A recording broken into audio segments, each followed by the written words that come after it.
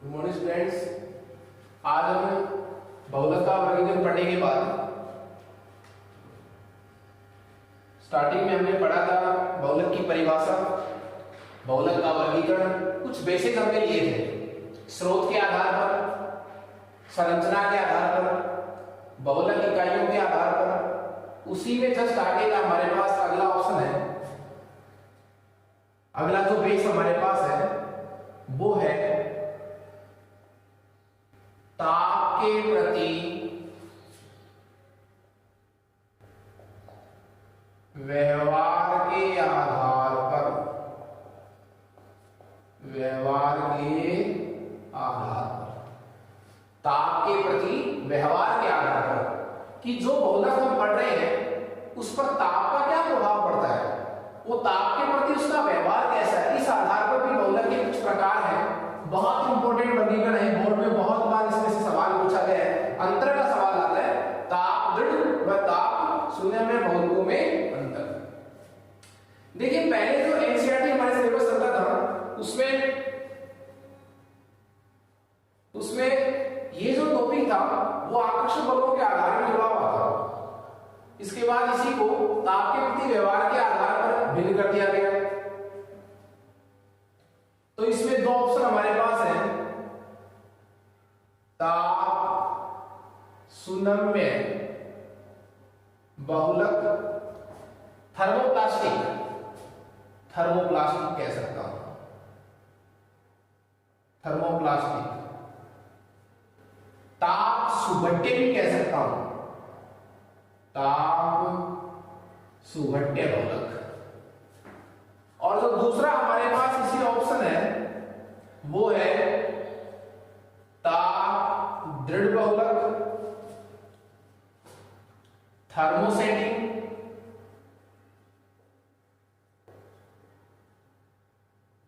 तो ताप दृढ़ थर्मोसेटिंग।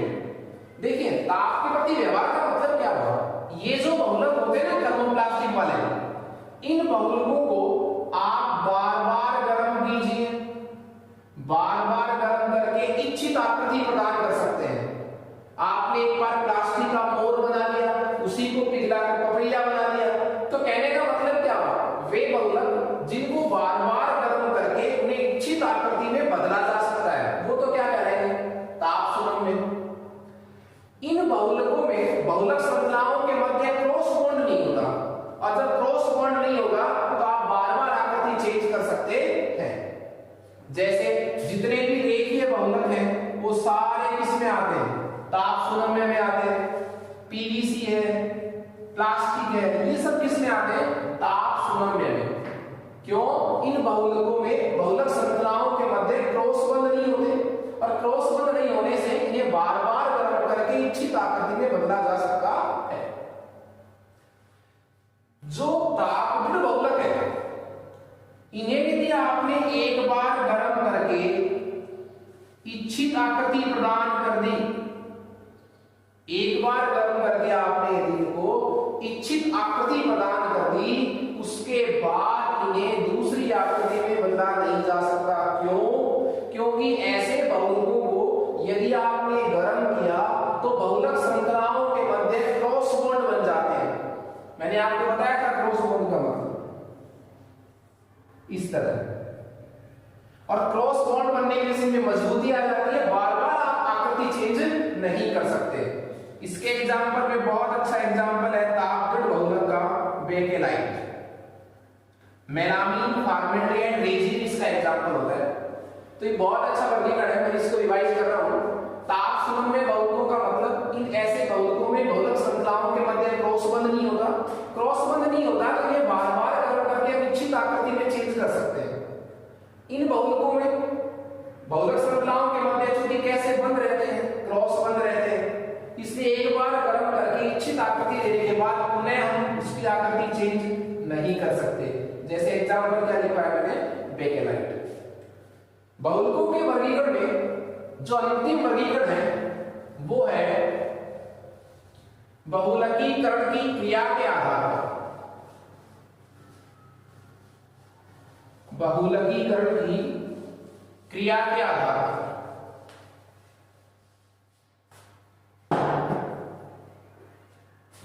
हमारा जो अंतिम वर्गीकरण है बहुलक का वो है बहुलकीकरण की क्रिया के आधार पर। बहुलकीकरण की क्रिया के आधार पर देखिए बहुलकीकरण का मतलब क्या था, एकलक से बहुलक बनने की क्रिया क्या कहलाती है, बहुलकीकरण कहलाती है। वो बहुलकीकरण किस प्रकार हो रहा है, कहने का मतलब जो बहुलक बन रहा है उसका निर्माण किस प्रकार हुआ है, उसकी क्रियाविधि क्या थी, किस आधार पर उसका निर्माण हुआ है, किस मैकेनिज्म से उसका निर्माण हुआ है, इस आधार पर भी बहुलकों के दो प्रकार होते हैं। पहला जो प्रकार है वो है योगात्मक बहुलक, योगात्मक बहुलक। और दूसरा हमारे पास है संगणन बहुलक, योगात्मक बहुलक और संगणन बहुलक। जैसा कि नाम से स्पष्ट है, ऐसे बहुलकों का निर्माण कैसी क्रियाविधि से होता है, योगात्मक से, और इनका कैसे होता है, संगणन बहुलकीकरण से। मेजर डिफरेंस क्या है दोनों में, जब कैसा बहुलक बनता है, योगात्मक, तो इनमें एकलक इकाइयां क्या करती हैं, एक के बाद एक क्रम से जुड़ती जाती है। जब योगात्मक बहुलक का निर्माण होता है उस समय एकलक इकाइयां एक के बाद एक जुड़ती जाती हैं। कोई भी सह उत्पाद बाई प्रोडक्ट नहीं बनता, कोई भी सह उत्पाद नहीं बनता। कहने का मतलब ये हुआ, सह उत्पाद का मतलब ये हो गया NH3 छोटे अणु NH3 HCl H2O अल्कोहल, ऐसे अणुओं का निष्कासन नहीं होता तो इकाइयां जुड़ती जाती है। ऐसे बहुलक को क्या कहूंगा मैं, योगात्मक बहुलक, और उस मैकेनिज्म को क्या बोलूंगा, योगात्मक बहुलकीकरण। तो योगात्मक बहुलकीकरण से बना बहुलक क्या कहलाएगा, योगात्मक बहुलक। मैं इसको रिवाइज कर रहा हूं। योगात्मक बहुलक का निर्माण कैसी क्रियाविधि से होगा, योगात्मक बहुलकीकरण से होगा। उसमें क्या होता है, एकलक इकाइयां एक के बाद एक परस्पर क्या होती जाती है, जुड़ती जाती है। इकाइयां जुड़ती जाती हैं, जब भी जुड़ेंगी, जब भी इनके मध्य बॉन्ड बनेगा तो छोटे अणुओं का निष्कासन नहीं होता, इकाइयां जुड़ती जाती है एक के बाद एक। तो ऐसे बहुलकीकरण की क्रियाविधि को क्या नाम बोलते हैं, योगात्मक बहुलकीकरण कहते हैं उस क्रियाविधि को। और इस तरह जो बहुलक बनेगा उसका नाम क्या होगा, योगात्मक बहुलक। इसका एक नाम और भी है, योगात्मक बहुलक का एक नाम और भी है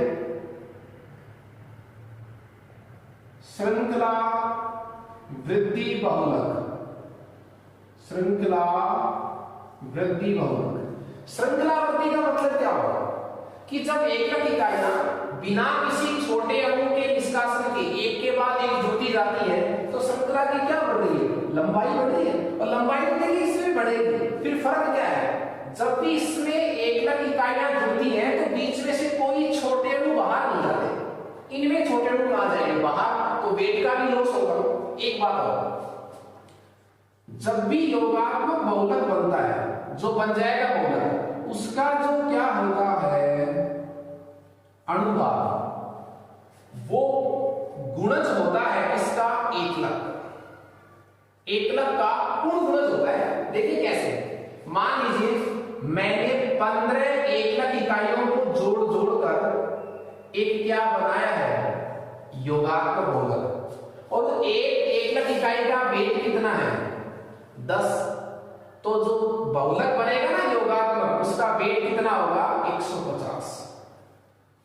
तो योगात्मक बहुलक का जो अनुभाग होता है वो एकलक इकाइयों के अनुभाग का पूर्ण गुणज होता है। क्यों होता है साहब, लॉस ही नहीं हुआ, लॉस क्यों नहीं हुआ, क्योंकि इनमें एकलक इकाइयां एक के बाद एक जुड़ती है। जब भी दो इकाइयां जुड़ती हैं मध्य में से छोटे अणुओं का निष्कासन नहीं होता।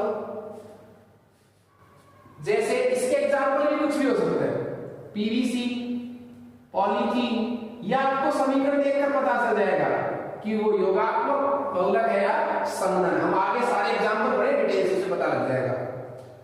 दूसरा जो हमारे पास ऑप्शन है वो है संगरण बहुलक। इसका भी नाम है स्टेप ग्राफ, पदवृद्धि बहुलक। पदवृद्धि बहुलक। देखिए इस बहुलक का निर्माण भी किसके जुड़ने से होगा? एकलक इकाइयों के जुड़ने से होगा। लंबाई तो इसकी भी बढ़ेगी साहब, परंतु फर्क क्या है? जब भी दो इकाइयां जुड़ेंगी तो दोनों के मध्य से कोई न कोई एक छोटा अणु बाहर जाएगा। H2O जा सकता है, अमोनिया जा सकती है, HCl जा सकता है, एल्कोहल जा सकता है। इस तरह हर दो इकाइयों के जुड़ने पर एक छोटा अणु बाहर जाएगा तो अणु भार का भी लॉस होगा। तो कहने का मतलब इसमें श्रृंखला की क्या पूरी तरह लंबाई नहीं बढ़ी, ऐसे लग रहा है इसमें क्या बढ़ रहा है, इसमें स्टेप वाइज ग्रोथ हो रही है। कैसे ग्रोथ हो रही है? Step wise. तो नाम क्या निकाल दिया? पदवृद्धि बहुलक। और इस मैकेनिज्म को क्या बोलेंगे? इस क्रिया को क्या बोलेंगे? इस पैटर्न को क्या बोलेंगे? संगणन बहुलकीकरण। तो मेरे कहने का मतलब ये हो गया, दो प्रकार की बहुलकीकरण की क्रिया होती है। योगात्मक बहुलकीकरण होता है, संगणन बहुलकीकरण होता है। योगात्मक बहुलकीकरण में क्या होता है? एकलक इकाइयां एक के बाद एक जुड़ती हैं। इकाइयों के जुड़ने पर छोटे उत्पाद बाहर नहीं निकलते, इसलिए बहुलक का अणु भार जुड़ने वाली एकलक इकाइयों का क्या होता है? पूर्ण गुणज होता है। इसमें चूंकि छोटे अणु कहां जा रहे हैं? बाहर जा रहे हैं, इसलिए संगणन बहुलक का जो अणु भार होता है वो एकलक इकाइयों के अणु भार का पूर्ण गुणज नहीं होता। इसके बहुत अच्छे एग्जांपल हैं नायलॉन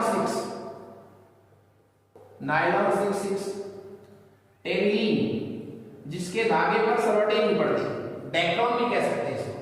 नायलॉन 6 और टेरिलीन। एक बहुत अच्छी बात है, पहचान भी कर सकते हैं। आपको कई बार लगे कि हमें कैसा पता चलेगा साहब छोटे अणु निकलेंगे नहीं निकलेंगे? ध्यान रखना, जो बहुलक किसके थ्रू बनेंगे? योगात्मक बहुलकीकरण के द्वारा जो एकलक इकाइयां जुड़ेंगी और कैसा बहुलक बनाएंगी? योगात्मक।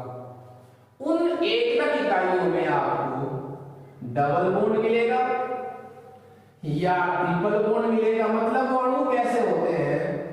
असंतृप्त अणु होते हैं। तो कहने का मतलब क्या होगा?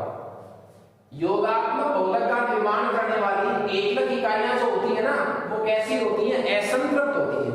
और जो एकलक इकाइयां कौन सा बहुलक बनाएंगी? संगणन बहुलक बनाएंगी। उन एकलक इकाइयों में कम से कम आपको 2 क्रियात्मक समूह या 3 क्रियात्मक समूह उपस्थित होते हैं।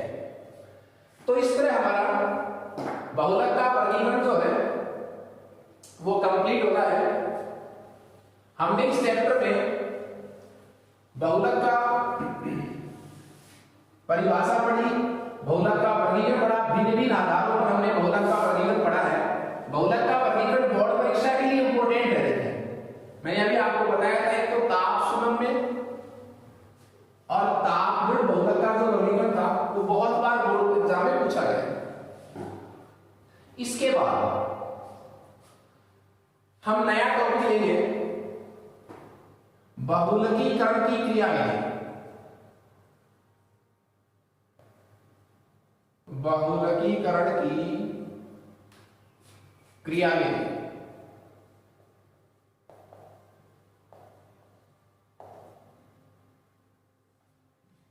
बहुलकीकरण की क्रिया में इस टॉपिक का मतलब समझिए आप। बहुलकीकरण किसको कहा जाता है?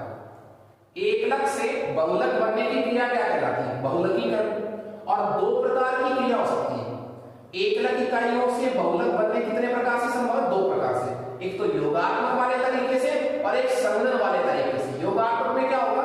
एकलक इकाइयां जुड़ती जाएंगी, छोटे अणु बाहर नहीं जाएंगे। संगणन बहुलकीकरण में क्या होगा? इकाइयां तो जुड़ेंगी, जुड़ने से बनेगा बहुलक, लेकिन छोटे अणु बाहर जाएंगे। ये मेरे डिफरेंस है दोनों। बहुलकीकरण की क्रियाविधि जो है उसमें 2 प्रकार है मेजर, योगात्मक और संगणन। हमारे पास फर्स्ट है योगात्मक बहुलकीकरण। योगात्मक बहुलकीकरण। देखिए, योगात्मक बहुलकीकरण से जो बहुलक बनेगा वो क्या कहलाएगा?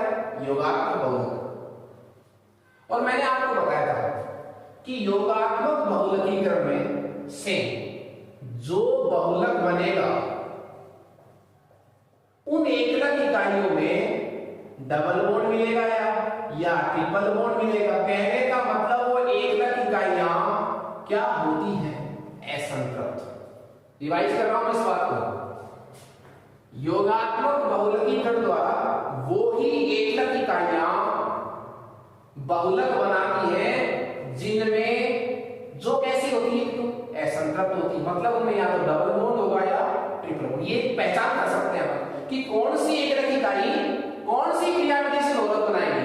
तो जो योगात्मक बहुलकीकरण द्वारा बहुलक बनाएगी उन एकलक इकाइयों में आपको या तो डबल बॉन्ड मिलेगा या ट्रिपल बॉन्ड मिलेगा, या मतलब वो कैसी इकाई होगी? कुल मिलाकर असंतृप्त इकाई, अनसैचुरेटेड। देखिए मैंने आपको पहले कहा कि जो एकलक इकाइयां कैसा बहुलकीकरण करेगी? योगात्मक। वो कैसी होगी? असंतृप्त। असंतृप्त का मतलब क्या होगा? उनमें डबल बॉन्ड मिलेगा या ट्रिपल बॉन्ड। एक बात, डबल बॉन्ड है और ट्रिपल बॉन्ड है, इसका मतलब वो कैसे हैं? उनकी सक्रियता क्या है? कम है, अक्रिय है। मैं कह सकता हूं वो क्या है? कम सक्रिय है। किसके प्रति कम सक्रिय है? जैसे मैं आपको कह रहा हूं कि एथीन जो है, एथीन के कितने अणु? n। मैं संख्या कह दूं 500, 600, 6000। ये एक एथीन है। एथीन के कितने अणु? n अणु मिलकर के जो पॉलीथीन बनाते हैं। क्या बनाते हैं? पॉलीथीन। तो ये सक्रियता की बात इसलिए आ रही है कि बहुत सारी एथीन को आगे से आगे जुड़ने के लिए कौन सक्रिय बनाएगा? क्या जरूरत थी इसको एक बार जुड़ने की? इसे इस बहुलकीकरण, इसको एथीन को पॉलीथीन बनाने के लिए कोई न कोई एक ऐसा पदार्थ होगा जिसको जो इसको एक्टिव करेगा। किसको? एथीन को। कि तू क्या बना? पॉलीथीन। आप एक के बाद एक जुड़ो। तो कहने का मेरा मतलब हुआ कि योगात्मक बहुलकीकरण में जो एकलक इकाइयां होती है वो क्या होती है? असंतृप्त होती है। और असंतृप्त एकलक इकाइयों को बहुलकीकरण के लिए हमें एक्टिव करना पड़ता है। और एक्टिव करने के लिए हमारे पास 3 साधन है। क्या क्या एक्टिव हो सकते हैं? या तो कोई मुक्त मूलक जो है वो उस असंतृप्त इकाई को एक्टिव कर सकता है, सक्रिय कर सकता है, या कोई धनायन सक्रिय कर सकता है, और या कोई ऋणायन। और ये तीनों पदार्थ जो है उनको क्या बोलेंगे? आरंभक पदार्थ। मैं जिसको प्रारंभिक भी कह सकता हूं, इनिशिएटर भी कह सकता हूं। इस पूरे पोर्शन को मैं वापस से रिवाइज कर रहा हूं। ये आपको समझना पड़ेगा क्योंकि आगे के जो 2-3 क्लासेस हैं उनमें यही का ज्यादा रोल है। मैं टॉपिक पढ़ रहा हूं बहुलकीकरण की क्रियाविधि कि एकलक से बहुलक बनना किस प्रकार संपन्न होता है। तो हमारे पास 2 तरीके हैं। एक तो तरीका क्या है? योगात्मक बहुलकीकरण। एक तरीका है संगणन बहुलकीकरण। योगात्मक बहुलकीकरण में इकाइयां एक के बाद एक जुड़ती हैं, छोटा अणु बाहर नहीं निकलता। संगणन बहुलकीकरण में इकाइयां एक के बाद एक जुड़ती तो हैं, पर हर इकाई जब दूसरी से जुड़ती है तो छोटा अणु बाहर जाता है। ये मेजर डिफरेंस है दोनों में। दूसरी बात, पहचान कैसे होगी इसकी? जो एकलक इकाइयां कौन सा तरीका अपनाएंगी बहुलक बनाने का? जो एकलक इकाइयां कौन सा तरीका बनाएंगी बहुलक बनाने का? योगात्मक वाला तरीका। वो कैसी होती है? असंतृप्त। इसका मतलब आपसे कोई पूछ रहे कि योगात्मक बहुलकीकरण द्वारा बहुलक कौन सी एकलक इकाइयां बनाती है? जो क्या होती है? असंतृप्त। और हमें अब वो असंतृप्त है, हमें उसको एक्टिव करना है कि तू क्या कर? बहुलकीकरण कर। तू एक के बाद एक जुड़। ऐसा करने के लिए हमें कोई पदार्थ चाहिए जो क्या करेगा? इस असंतृप्त इकाई को सक्रिय बनाएगा। क्या करने के लिए? बहुलक बनाने के लिए। ऐसे पदार्थ को क्या नाम बोलते हैं?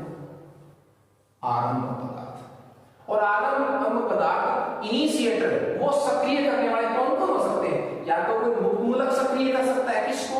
असंतृप्त एकलक इकाई को, या कोई धनायन कर सकता है, या कोई ऋणायन। अब देखिए योगात्मक बहुलकीकरण में अब फिर से 3 प्रकार का है। 3 प्रकार कैसे हो गए? आपको पता है ना कि योगात्मक बहुलकीकरण में जो एक इकाइयां भाग लेती हैं वो कैसी होती हैं? असंतृप्त। उनकी सक्रियता क्या होती है? कम। उनको क्या करना पड़ता है? सक्रिय। सक्रिय बनाने के लिए हमें क्या चाहिए? आरंभक पदार्थ। इसकी परिभाषा क्या होगी? वे पदार्थ जो असंतृप्त एकलक इकाई को बहुलकीकरण के प्रति सक्रिय बनाते हैं वो क्या क्या हो सकते हैं? मुक्त मूलक, धनायन और ऋणायन। तो देखिए इनमें से जो भी इस इकाई को सक्रिय बनाएगा उस क्रियाविधि का नाम इन्हीं पर रखा जाएगा। जैसे मान लीजिए यदि कोई मुक्त मूलक इसको सक्रिय बना रहा है तो उसका नाम क्या हो जाएगा? मुक्त मूलक योगात्मक बहुलकीकरण। यदि एकलक इकाई को सक्रिय बनाने का कार्य कोई धनायन कर रहा है तो नाम हो जाएगा धनायनिक योगात्मक बहुलकीकरण। मतलब ये नाम तो कॉमन रहेगा, ये तो कॉमन रहेगा। इसका मतलब क्या हुआ?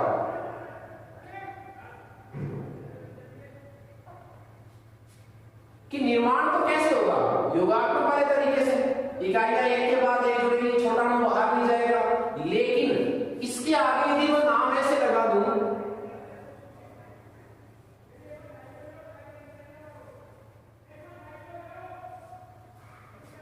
मुक्त मूलक योगात्मक बहुलकीकरण, तो आप क्या समझेंगे? ये योगात्मक बहुलकीकरण तो है पर इसमें एकलक इकाई को सक्रिय किसने बनाया है? मुक्त मूलक। तो योगात्मक बहुलकीकरण फिर से कितने प्रकार का हो गया? 3 प्रकार का। किस आधार पर? आरंभक पदार्थ के आधार पर। ये कौन है जो असंतृप्त एकलक इकाई को सक्रिय बनाएगा? तो हम योगात्मक बहुलकीकरण में पहले पढ़ेंगे मुक्त मूलक योगात्मक बहुलकीकरण।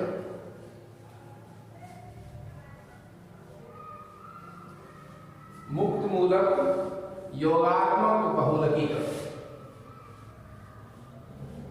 फिर पढ़ेंगे धनायनिक, फिर पढ़ेंगे ऋणायनिक। तो हमारे पास कैपिटल ए में स्मॉल ए टॉपिक है मुक्त मूलक योगात्मक बहुलकीकरण। मुक्त मूलक योगात्मक बहुलकीकरण। देखिए मैंने आपको इसमें बताया था कि इसमें 3 शब्द आए हैं। एक शब्द तो आया है, एक शब्द आया है मुक्त मूलक, एक शब्द आया है योगात्मक। तो ये कैसा तो है ही, योगात्मक बहुलकीकरण तो है ही, मतलब इकाइयां एक के बाद एक जुड़ेगी, छोटे अणु का निष्कासन नहीं होगा, तब तो नाम क्या निकाल दिया? योगात्मक। और यदि अब ये मुक्त मूलक नाम जुड़ गया, इसका कहने का तुक क्या है? इसका मतलब जो एकलक इकाई मिलकर जो क्या बनाएगी? बहुलक बनाएगी। उस एकलक इकाई को सक्रिय बनाने का काम कौन करेगा? मुक्त मूलक। आपको पता है योगात्मक बहुलकीकरण में जो एकलक इकाइयां यूज होती हैं उनको सक्रिय बनाना पड़ता है। सक्रिय बनाने के लिए जो पदार्थ चाहिए उनको प्रारंभिक पदार्थ बोलते हैं, आरंभक बोलते हैं। और आरंभक 3 हो सकते हैं, मुक्त मूलक, धनायन या ऋणायन। वो तो एकलक इकाई किसके द्वारा एक्टिव हो रही है, इस आधार पर उसके तरीके हो गए मुक्त मूलक योगात्मक बहुलकीकरण। देखिए ये 3 चरणों में संपूर्ण होगा सब। एक शर्त तो क्या है कि योगात्मक बहुलकीकरण में वो ही एकलक इकाइयां यूज होती हैं जिनमें डबल या क्या हो, ट्रिपल। यदि कोई समूह जुड़ा हुआ है तो तरीका दूसरा होगा। तो यह विक्रिया कितने चरणों में संपन्न बताई है मैंने? 3 चरणों में। 3 चरणों में संपन्न होती है। पहला स्टेज जो हमारे पास है वो है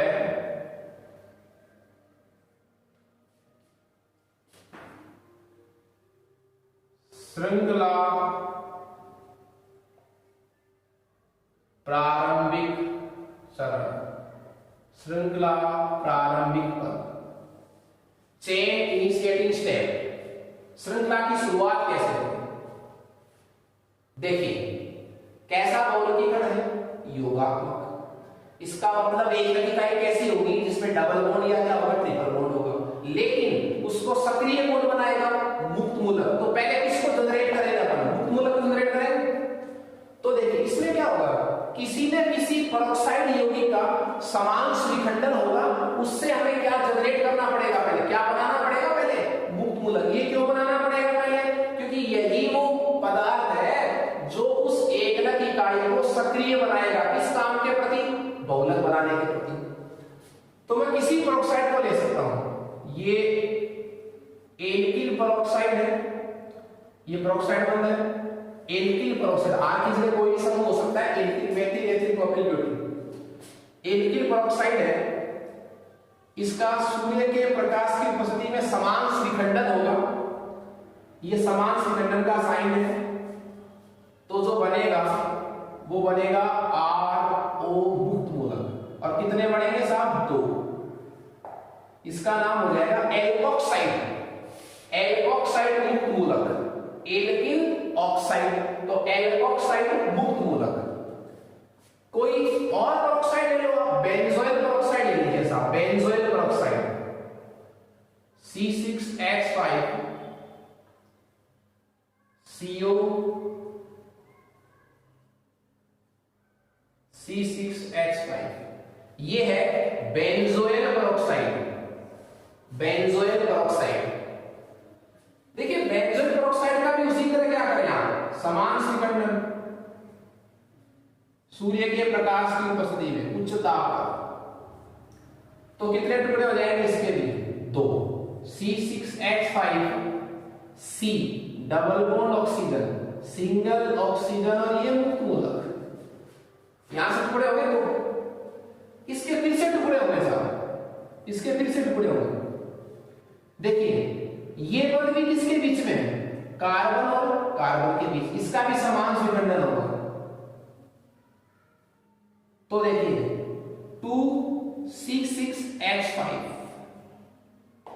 ये हो गया फेनिल मुक्त मूलक, फेनिल मुक्त मूलक। अंतिम उत्पाद मुक्त मूलक तो ये भी थे, पर इससे और अधिक टूट सकते हैं।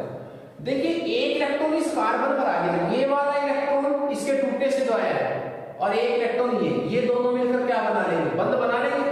तो 2 अणु किसके मिल जाएंगे, देखिए C, ये तो पहले से उधर बॉन्ड कैसा है, सिंगल, एक इलेक्ट्रॉन तो कहां से, तो ये बंध टूट गया साहब, एक तो यहां गया और एक इलेक्ट्रॉन यहां से, तो ये और ये पड़ा हुआ दोनों मिलकर क्या बना लेंगे, डबल बॉन्ड, तो CO2 हुआ। अंतिम हमारे पास मुक्त मूलक क्या आ गया, फेनिल मुक्त मूलक आ गया। ये क्यों बनाया हमने मुक्त मूलक, ये इसलिए बनाया है क्योंकि जब कैसी क्रियाविधि होगी, योगात्मक, तो जो एकलक इकाई आएगी ना, जो बहुलक बनाएगा, बहुलक तो एकलक इकाई से बनेगा, उस एकलक इकाई को सक्रिय करने का काम कौन करेगा, ये फेनिल मुक्त मूलक।